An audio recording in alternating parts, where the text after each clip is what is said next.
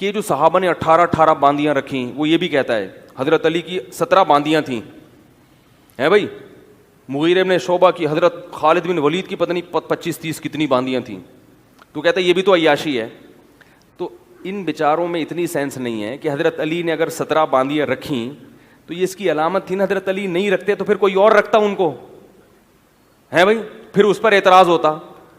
کیونکہ عورت کو ایسے بغیر کسی مرد کی دسترس کے چھوڑو گے, نہ تو کسی کی بیوی بنا رہے ہو نہ کسی کی باندی بنا رہے ہو, تو وہ کہاں جائے گی؟ اس میں بھی تو ڈیزائرز ہیں نا, اس کا بھی تو خرچہ ہے, جاب تو کر لے گی وہ, لیکن اس کو جو ایک مرد کی حاجت ہوتی ہے وہ حاجت کہاں سے پوری ہوگی اس کی؟ وہ زنا کی طرف جائے گی.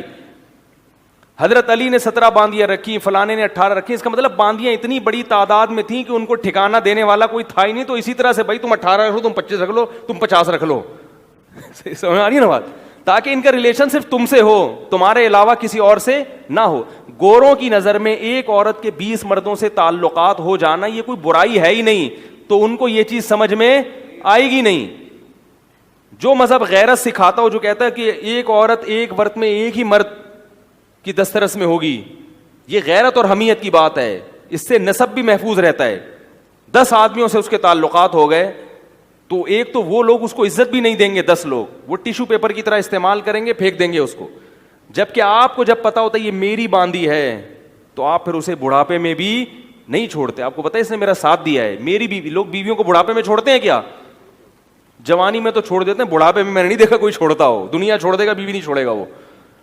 وہ ایک ذہن میں ایک بات بیٹھ جاتی ہے, یار ہمیشہ سے میرے ساتھ رہی ہے تو اب کیوں چھوڑوں میں؟ جو پھڈوں کی عمریں تھی اب تو گزر گئیں, اب کیوں چھوڑوں میں؟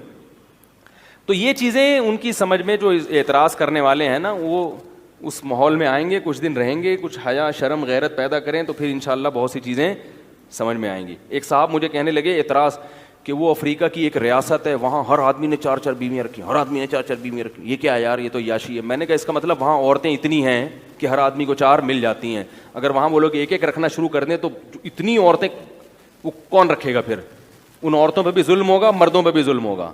جب رکھ رہے ہیں نا, اس کا علامت ہے اتنی ہیں جو کہ وہ نہیں رکھو گے تو اس کے مطلب ان کو چھوڑنا پڑے گا, ایسے ہی جیسے ہمارے معاشرے میں چھوڑا ہوا ہے لوگوں نے.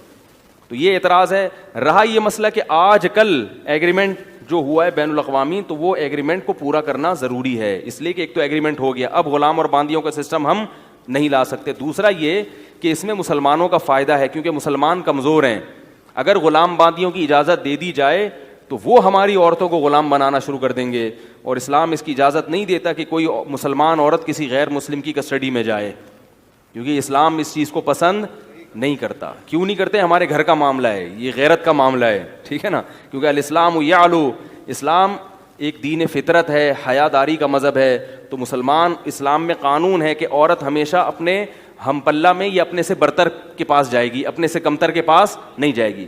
تو اسلام میں غیر مسلم کے حقوق بہت ہیں, مگر اسے ہم پلہ ہونے میں مسلم کے برابر نہیں سمجھا گیا, اور ہو بھی نہیں سکتا نا. یہ اس میں وہ صفات نہیں ہوتی جو ایک مسلمان میں ایک حیا ہوتی ہے. اگر کوئی اکا دکا جزوی واقعہ مل جائے تو وہ لا نہیں ہو سکتا. تو یہ تو ایک اشکال. دوسرا اشکال انہوں نے یہ کیا, میں نے ان کو بلایا کہ میرے پاس آئیں, میں محبت سے آپ کے سارے سوالات کا جواب دوں گا جو آپ اسلام پہ, لیکن وہ آئے نہیں, وہ فیس بک پہ بیٹھ کے پھینکتے رہتے ہیں.